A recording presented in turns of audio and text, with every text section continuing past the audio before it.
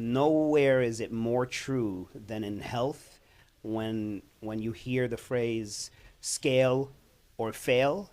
They're literally talking about health insurance.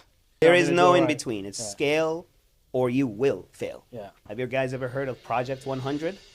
Ladies and gentlemen, welcome back to Playbook Podcast. I'm joined by Atlanta's finest. Now we're at the point where we're gonna be fucking millionaires, bro. Let's fucking go. Come on, let's go. What I will tell you is, I wish people knew how good it is on the other side of the storm. There's no work-life balance, really. When you get to a certain level. No, like this is one of the best of the best. I don't half step cause I know the full truth. The devil cooking, he don't know that I could cook too. When life... You know it's serious when you make a same-day flight in and out to a city. So welcome back to Playbook Podcast. Mr. Adam, how are we feeling today? Feeling fantastic. Yes. How you liking Philly? Philly's always a nice city to come to. Cheesesteak. Had a nice cheesesteak. I think Live it was more cheese than steak, but yeah, it was delicious. That's how it's supposed to be. So, big move coming up for you, just getting out of the health side of the insurance space, now looking to move into the life space. How long were you in the health space before making that move? I was in the health space for a long time. I've been running my own health agency since 2012. In that time, I did under 65. Those are the products that came before ACA and Obamacare. I did ACA and Medicare. Most recently, I was in ACA. And I know you guys were running like an LOA model. In your all's peak, how many agents do you all have in the agency as a whole? In our peak, I think we had about 90 agents in the office. Got it. And doing probably about 2,000 apps a week. It's huge. That's big numbers. Yeah. It's big numbers. Yeah. That is like doing $2 million a week in our space. Pretty much, yes. Yeah. Yes. Which is it's a big move. I know like through the years you guys have been experiencing like, you know, a lot of maneuvering, and you kind of said something like having to reinvent the wheel, what it felt like almost every 3 years or so, right? I mean, you can almost kind of like, you don't have to be in the industry to get a sense of it. You can just turn on your TV and at least once a year, you're hearing some major shift in health industry, in health insurance, and that we have to adjust to that. So since 2012, since opening my own agency in this industry, every 2 to 3 years having to reinvent the wheel, which makes you a pro, right? Makes you thick-skinned, and if you can survive round after round after round, you're making money and you're surviving. But it's a grind, and this last round of regulation and changes that came to the industry left me feeling like I should be doing something different now. Yeah, because fortunately, like you survived all of those changes along the way, but I'm sure like many people weren't because they weren't able to adjust, right? 100%. There was, huge purges of the industry on a regular basis. Yeah. And just from kind of being there so long, like how many people did you see that weren't able to survive those storms with the regulations? Well, I come from South Florida. I'm in Fort Lauderdale, and you can throw a stone from one agency to another. Yeah. So I've watched hundreds go out of business. It's rough. It's agents out of a job. It's balances owed to carriers. It's complaints coming down on business that's no longer being serviced, things like that. Like you still deal with the repercussions even after it's all said and done. I have agencies that I closed probably like 6 or 8 years ago that I still have to deal with complaints and regulations that come down. The agency is no longer there. The agent that wrote the sale is no longer there, but I still have to deal with any repercussions. Yeah.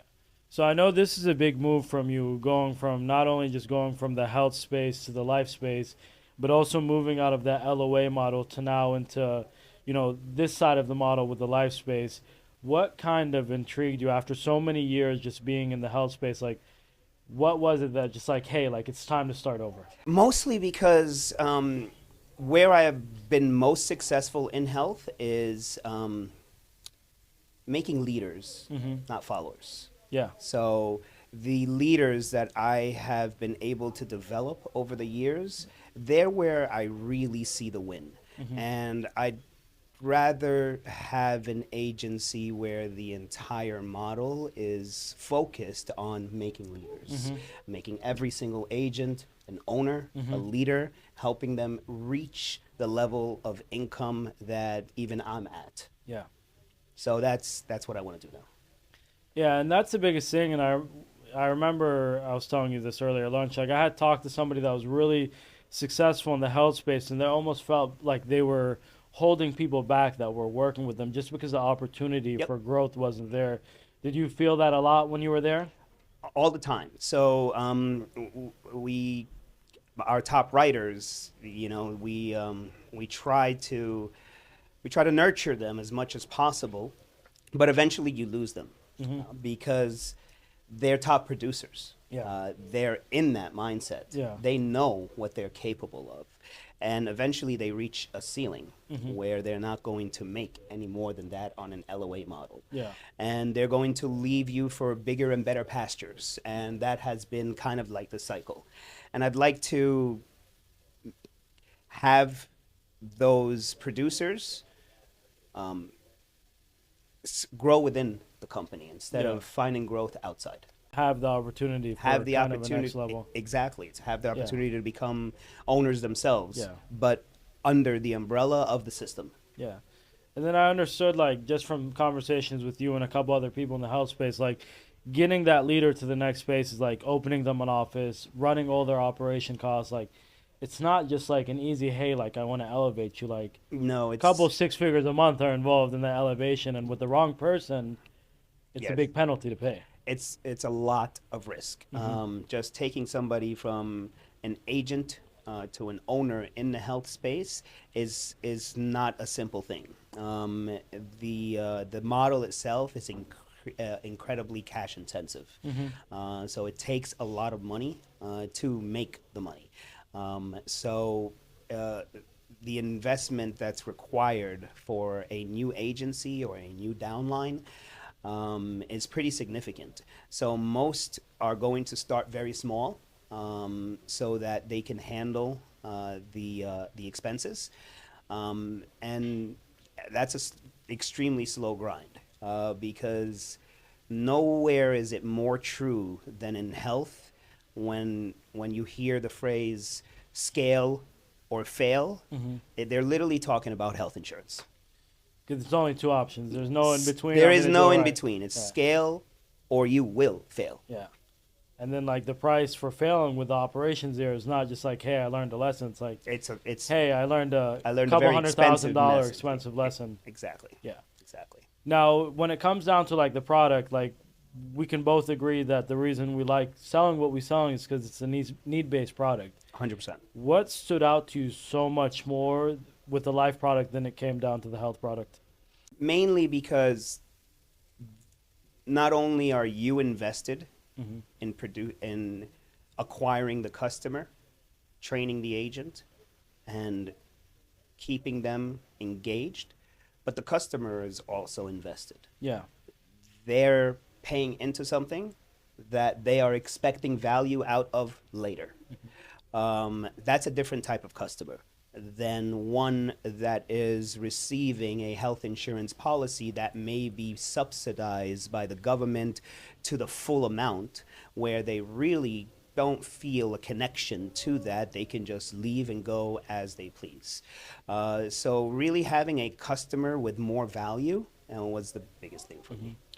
And then did you ever feel like when you guys were selling, like, the health insurance that the client was buying the product instead of the person, opposed to what it is with us? Of course, yes, they're buying the product. At one point, when I first got into health insurance, it was sales. Yeah. It was real sales. You had to really sell, and it was very similar to this. And somewhere around 2014, 2015, it changed. Yeah. And it became order taking. Yeah. Where there's no way to sell yourself because the product is free. The customer is not investing any money into it. It's getting subsidized for them in many cases. So it's completely different. Yeah. And that's the thing. I've like selling life insurance. Like, we're talking about numbers in 2 years. Like, it was so easy to come in here and dominate if you know how to sell it. Because Yes. most people don't.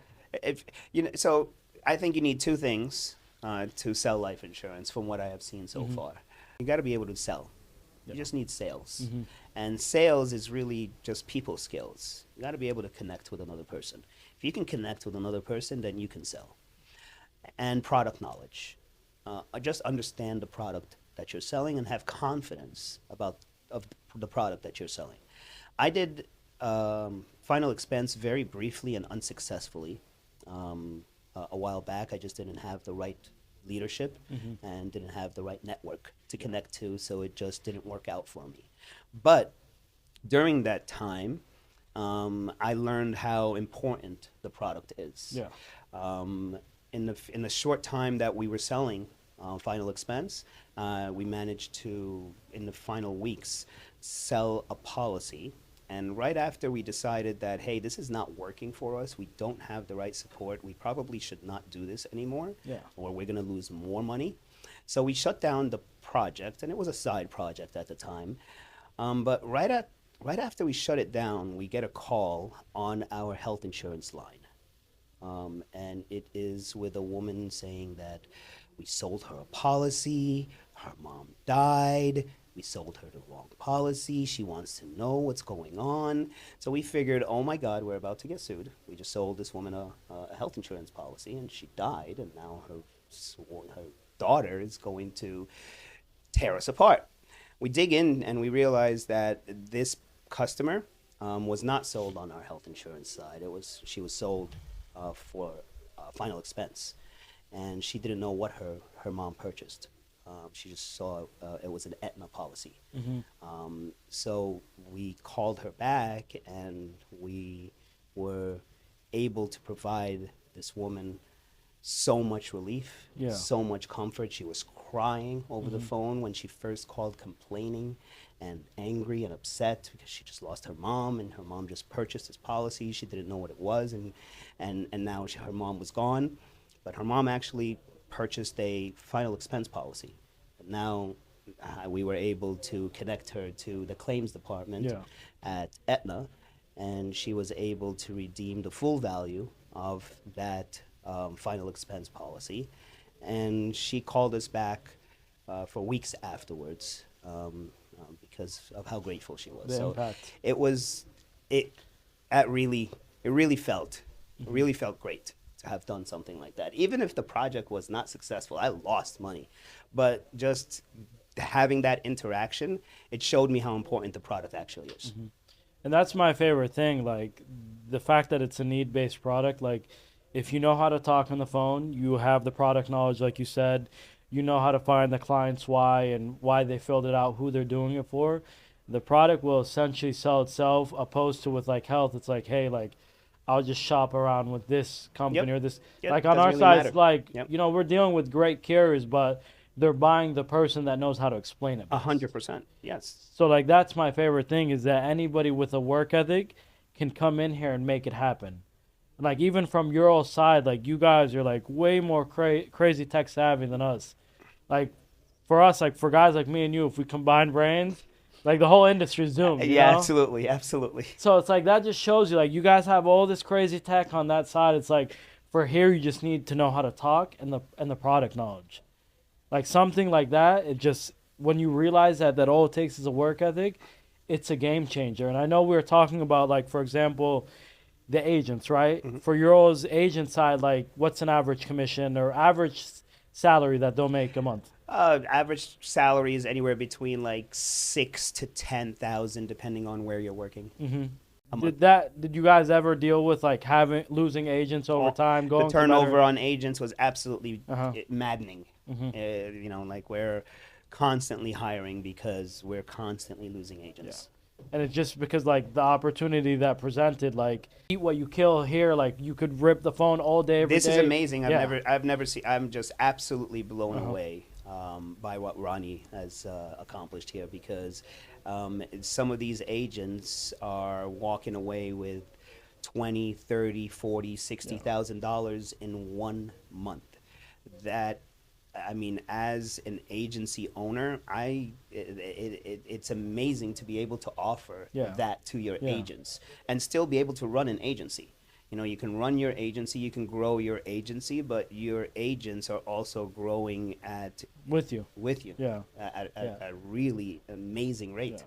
And I think for you, Adam, what speaks volume about you is like the first question I asked you is like, what are you hoping to accomplish out of this? Like, you're trying to make a lot of money, you're trying to help people make a lot of money. What is it? And that, like, for you, is obviously helping people get to the next level. Exactly.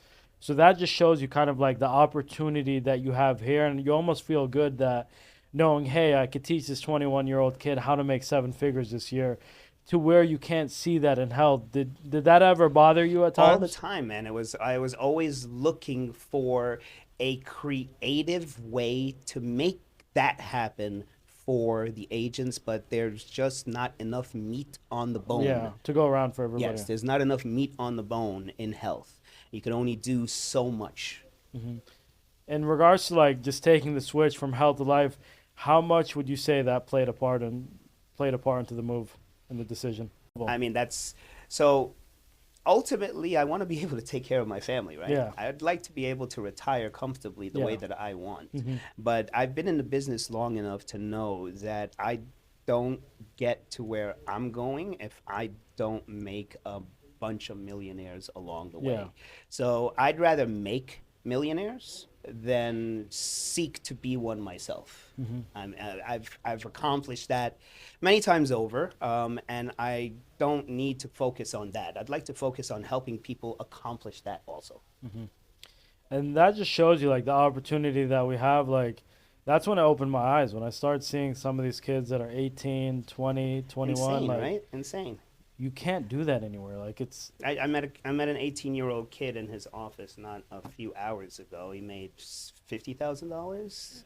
yeah. So he's on track for 50. He's made 13 days through the month. Oh, that's right. Okay. Yeah. 30 at 30 he's on track for 50. Yeah. That's what he kept Imagine saying. 18 Yes. years old. Like, did you ever think like something like this was possible? So just I 'cause- thought I was a badass Yeah. because when I was 18, Yeah. I was making like $14,000 and $20,000 a month, Which is great money. which is insane Yeah, money, yeah. right? But this kid, you know, he's it's the middle of the month and he's already at 30,000. Blows my mind. Which is insane. And I think like sales is the best industry out there for that. Like, me and you both had that sales background. Yep. And it just shows you like it's getting easier and easier through the years. Tech is getting better. The process is getting better. Yes. How much have you seen like the process develop from coming in to when you first got into the space till now? So when I first got into the space, it was 2008, and I had just gotten my health insurance license. Online digital dialers were probably 3 years old at that time. Yeah. So it was before that, everybody was hand dialing. Yeah. You know, you were on T1 systems Yeah. and like really archaic stuff. And over the years, I think what has helped me reach the size and the growth that we did was communication and data technology. So accidentally, I became a data scientist because we just had to process big data. So now, you know, we use Tableau. I write Python code because we have to. So in health, we're getting reports from CMS, from the carrier, from the system that we submit in, and from our upline. And we have to do report consolidation to see what is going on. And if you don't know how to aggregate data, it's just not You're going to doomed. work. You're Yeah. doomed. So I accidentally became a data scientist, and to communicate, to advance how we reach people and the amount of people that we reach, because like Ronnie said, we're in a need-based industry. Consumers need our product. And I was in health, and at some point it became a law that you have to have our product. Yeah. So not only do you need it, now if you don't have it, it's against the law. Yeah. So now we needed to find better, faster, and more efficient ways of reaching the masses. And so we've gotten really, really high tech when it comes to communication, and we've gotten really, really high tech when it comes to data processing. Yeah. Then I think the biggest thing that you and I, both of our brains work the same way. You're like the Egyptian twin of me. I'm the Palestinian twin of you. I think so. I mean, we definitely got along because of that right out of the Yep. gate. But the lead-based business, like Yes. it's a game changer in business in general, but even sales, like honestly, look at it as a cheat code. Yeah, it's definitely a cheat code. So you plug communications and lead generation into these products and this system, and it is a cheat code. You don't need to listen to what society tells you have to do in order to reach success and have a happy life and get to retirement and have a fulfilled family and all of that. Society tells you have to do it this way. This, and this. These are the steps that you have to take in order to get here. But no, there's a cheat code. And there's a way to get here without doing all of this. And we know how to do it. And just like having that opportunity where every day you show up to work, it's like the people are waiting for you. That's what elite is, Yep. It's like I remember when I was in the restaurant industry, I could only make as much as that walked into my door. I'm not in control of that. But when you're in a lead-based business, it's like you're never waiting on a client.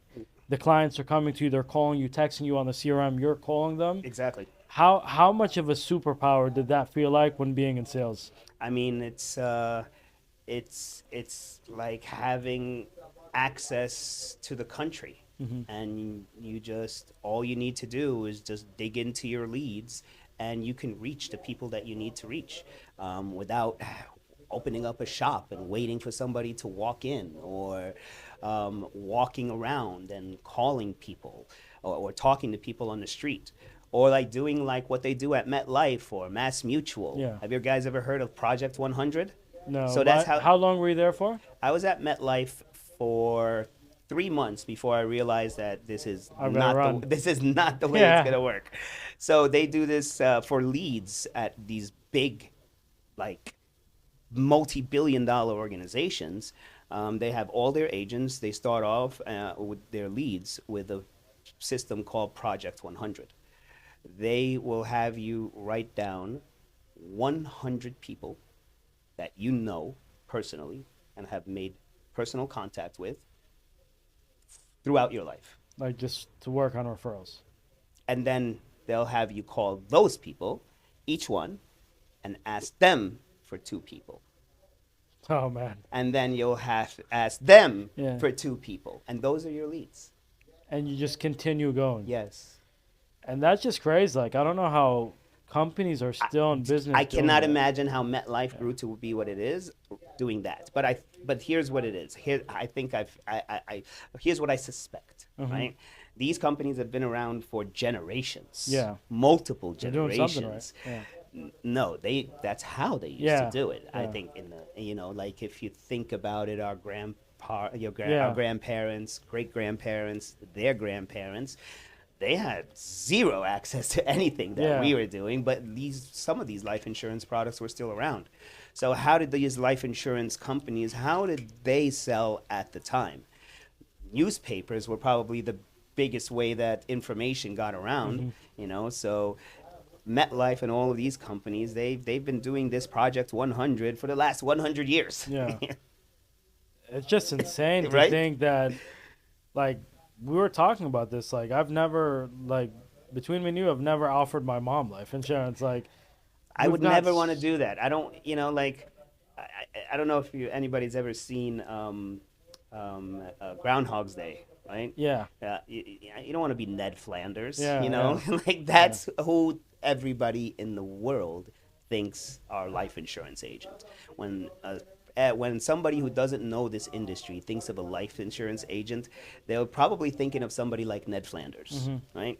But that's not what it is. And we have access to a lead-based system where we can reach a massive amount of people and give them access to something that they need, they're going to get value out of, is useful to them. And if they didn't speak to us, they wouldn't have had access to it. So that's the biggest thing. Yeah. It's a game changer, you know? Like, and not having to call referrals, not having to call friends and family, like, I would never want to do a project 100. I would never want to call 100 people. Imagine, like, I think at that time, I did not know 100 people. Yeah. I could tell you, I did not know. Imagine being foreigners calling your family to pitch some life insurance. Imagine calling, like, estranged people that you haven't spoken to in forever. That's what they wanted you to do. And they were dead, and they looked you dead in the face, and they were 100% serious that that's what you're supposed to do. Like I told them, I don't think I know 100 people. I'm like, I'm an introvert. I was like trying to like make excuses. Make excuses anyway. You know, I'm an introvert. I don't know 100 Yeah. people. They're like, well, have you ever met 100 people? Do you have more than 100 phone numbers in your phone? Do you have more than 100 phone numbers in your phone book? I was like, yeah, but I don't really, you know, some of them I know and personally, and some of them I don't. They're like, it doesn't matter. If you've spoken to somebody, you should be able to call them, ask them for 2 referrals to this incredible list of products that they wanted you to pitch. I mean, that's a terrible Model. soul-crushing way to get leads. It's like the 70s way of Soul-crushing. selling life insurance, you know? Yes. Like, dude, we have Meta, we have Google, we have Yeah, YouTube. exactly. Like, Why are you guys still doing this? yeah. So that's the other world. So I mean, it's what we do is different, and it is a cheat code. Yeah. And that's why I find it so scalable, because, like, hey, you want to grow your business? Spend more on leads. You want to make more? Spend more on leads. Yep. It's simple. And the way that I always looked at leads in the business, because, you know, that's everyone's first question. Like, oh, we have to buy leads? So, like, I explain it this way. Like, imagine that there was a magic ATM on that wall right now. And if I told you that you put $5,000 into it every time, it's going to spit back you anywhere from a 3 to 5x return. Would you do it? Of course. Of course you would, Yeah. you know? I mean, people go to Las Vegas all the time hoping that that's going to happen. Yeah. Yeah. And that's a gamble, you know? Yeah. For this, like, it's like, all right, you bought the leads, you know you're going to work, you're going to triple, quadruple your money, you know? Yep. The only way that it wouldn't happen is if you just buy them and don't work, which is not an option, you know? I think work ethic is like 2/3 of this entire model. Yeah. That's all it is. Like, it just shows you that an 18, 20, 21-year-old can make that type of money because the only prerequisite for it is a work ethic. Yep. 18-year-olds are probably going to be able to do it faster and quicker than a 35-year-old. The energy's there. Because the energy is there, and the lack of commitment and responsibility is there too. They probably at that age don't have a lot of bills and responsibilities and kids and wives to take care of. All they got to do is take care of their bank account. Breathe and work. That's it. Yeah. Yeah. Now, you ready to give it a big run the next 2 years? I know we were just talking about that before. So yeah, I'm ready for another round. So marathon, you call it, right? A marathon, yeah. So Ronnie and I were talking. I mean, like, it takes a lot to get a project, any project going in its first 2 years. You really gotta dig in. So on the health side and my past agencies, there's not a single position in the agency that I could not do myself, and that's how I've got to be able to scale this. So I'm gonna be on the phone. I'm gonna outright, you know, all the agents in the beginning, because that's just what I'm going to do, and then I'm gonna get off the phone and I'm gonna handle every other position until I've mastered every position, and then I will replace myself with an employee for everything. And that's super important for the business, because I always hear, like, you know, like, my Instagram DMs get flooded every day. Like, if I don't see it the same second, it'll disappear. But a lot of it is, like, messages like, hey, man, I'm trying to learn how to sell. I'm like, oh, like, you know, they might be from the same company. I'm like, who brought you in? Who's your upline?